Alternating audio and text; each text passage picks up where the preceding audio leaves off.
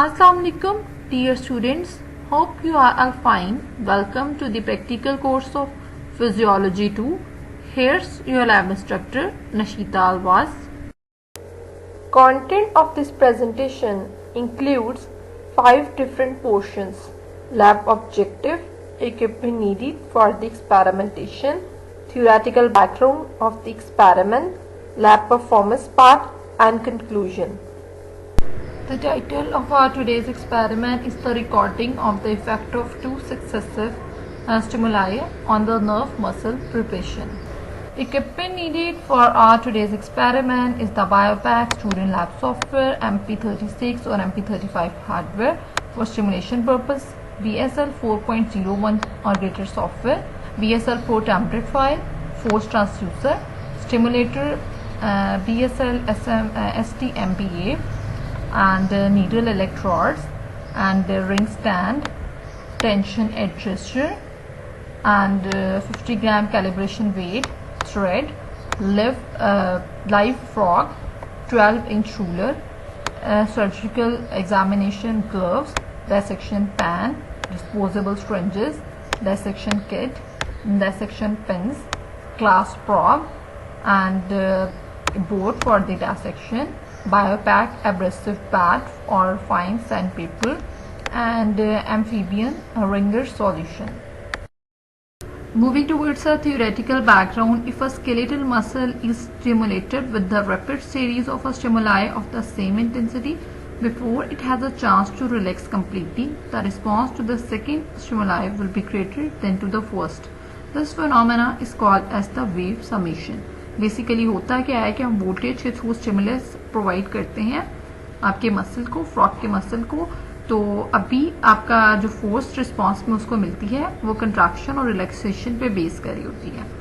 तो अगर हम सक्सेसफुल स्टिमुलेशन प्रोवाइड करेंगे तो अभी हमारी अगर एक वोल्टेज पल्स हमने प्रोवाइड की है, उसके फिर दूसरी वोल्टेज पल्स प्रोवाइड हो, कॉन्टिन्यूसली पल्सेस जो प्रोवाइड होती रहें और जो फोर्स रिस्पांस हमें मिलता है उसके अंदर अभी मतलब कंट्रैक्ट होता है मसल, देन रिलैक्स होता है. तो अभी अगर फर्स्ट पल्स के रिस्पांस में मसल अभी प्रॉपरली रिलैक्स नहीं हुआ और उसको सेकंड स्टिमुलस मिल गया है, तो जो है आपका बेसिकली वो रिस्पांस जो है वो ग्रेटर होगा. ठीक है, मतलब वो मसल जो आपको सेकंड स्टिमुलेशन के केस में जो आपको रिस्पांस मिला है सेकंड स्टिमुलेशन के केस में वो बेसिकली ग्रेटर होगा. उसकी रीजन ये है कि मसल ने अभी प्रॉपरली अपने आप को रिलैक्स नहीं किया था और उस पर आपने सेकंड जो है स्टिमुलेशन की वेव दे दी, सेकंड पल्स आपने उस पर अप्लाई कर दी, तो उसमें मजीद कैल्शियम को इंजेक्ट करना है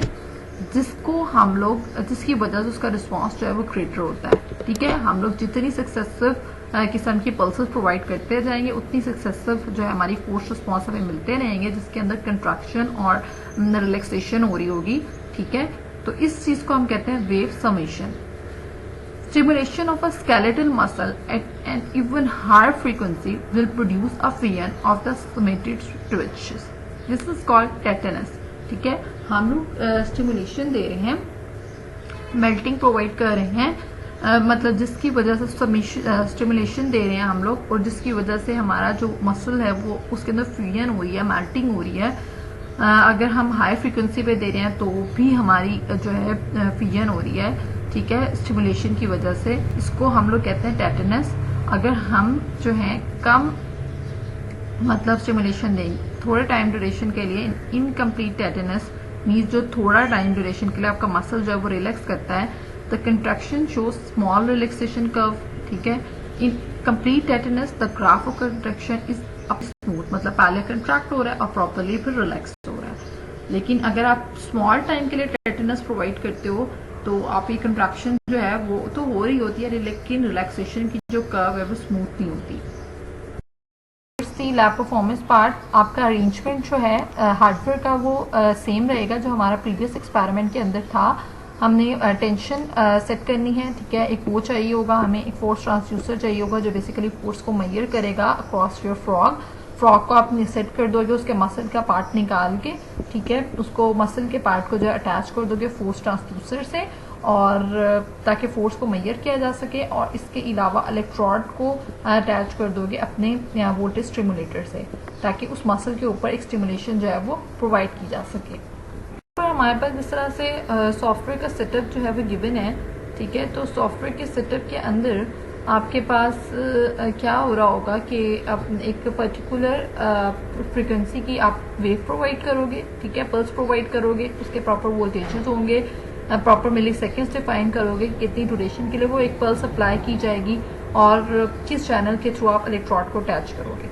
देन आपके पास इस तरह के ग्राफ जो है वो बनना स्टार्ट होते हैं। अब यहाँ पे वोल्ट्स के अक्रॉस आपके फोर्स जो है वो जनरेट हो रही है। अब ये जो हमने एक्सपेरिमेंट किया था इसके अंदर हम लोग जो है वोल्ट्स जो है वो दे रहे थे 1 by 1, ठीक है, उसके अक्रॉस हम मैक्सिमम रिस्पांस चेक कर रहे थे। अब जैसे ही हम अपने वोल्ट्स को मतलब पल्स की फ्रीक्वेंसी को इंक्रीज करते हैं तो आपके पास जो वेव फॉर्म प्रोड्यूस होती है, जो कंट्रैक्शन और रिलैक्सेशन का फोर्स प्रोड्यूस होती है, उसकी पहली वेव के रिस्पांस में सेकंड जो वेव है उसका कंट्रैक्शन टाइम ज़्यादा होता है लेकिन रिलैक्सेशन टाइम बहुत ही कम होता है, ठीक है। अभी मसल प्रॉपरली रिलैक्स नहीं हुआ था पहली पल्स के रिस्पांस में कि आपकी दूसरी मसल की मतलब दूसरी कंट्रैक्शन जो है वो स्टार्ट हो जाती है सेकंड पल्स के रिस्पांस में। When record is clicked, a recording will begin, followed by a continuous series of stimulus pulses at a defined frequency. ठीक है, जिस तरह से अभी मैंने आपको बताया है कि आप लोग continuous series of stimulation pulses, voltage pulses जो है वो एक डिफाइंड फ्रीक्वेंसी पर दे रहे होते हो। The recording will continue until the stop is clicked. यहाँ तक हम स्टॉप बटन नहीं क्लिक कर देते, रिकॉर्डिंग जो है वो चलती रहती है। आप लोग फ्रीक्वेंसी को एडजस्ट कर सकते हो रिकॉर्डिंग के अंदर ही, ठीक है। चेक कर सकते हो लाइन की टेंशन को। आप क्लिक करो रिकॉर्ड पे और examine the output of the force transducer, adjust the tension if needed, and you can turn on the textual value by clicking within the vertical scale region of the channel 1 force and selecting show textual value display from the pop-up dialog. Then आपके पास यहाँ पे frequency का block नजर आ रहा है जहाँ पे फ्रीक्वेंसी जो है वो लिखी होती है। क्लिक करते हैं स्टॉप को, क्लिक करते हैं रीडू पे and then click yes to redo the recording. दोबारा से रिकॉर्डिंग को स्टार्ट करते हैं। Set the stimulus level to a value that is between the required for the threshold and the maximum response. The stimulus level will remain throughout this recording mode, ठीक है। Click record, click on the pulse frequency right scroll arrow in the stimulator control panel to increase the stimulator pulses rate by 1 Hz. Continue to increase the pulse frequency by 1 Hz approximately every 2 seconds until the forced response shows that a point of complete tetanus has been reached. Tetanus means वो point जब आपके पास जो है muscle जो है वो बिल्कुल ही relax नहीं करा सही से। Let the recording continue without changing the pulse frequency until after the point of fatigue has been reached. Click stop, click next to proceed. यहाँ पर ग्राफ के अंदर एनालिसिस कर सकते हैं कि अगर मैंने एक पल्स जो है वो प्रोवाइड की है, कॉन्टिन्यूस पल्सेस जो है मैं प्रोवाइड कर रही हूँ, तो उसके रिस्पॉन्स में मतलब अगर मैंने 2 सक्सेसिव स्टिमुलस पल्सेस जो है अप्लाई की हैं तो उसके रिस्पॉन्स में मुझे इस तरह का ग्राफ मिलता है, जिसके अंदर कंट्रैक्शन जो हो रही है लेकिन रिलैक्सेशन अभी फर्स्ट पल्स की पूरी नहीं होती कि मुझे सेकंड पल्स जो है वो मिल जाती है और उसकी कंट्रैक्शन जो है वो स्टार्ट हो जाती है। तो इसको हम लोग कहते हैं 2 successive stimuli response. Going towards the conclusion, in this lab we have learned about the recording of the effect of continuous stimuli in a nerve muscle preparation.